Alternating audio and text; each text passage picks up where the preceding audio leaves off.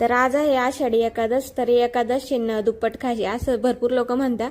तर ते पण बरोबरच आहे.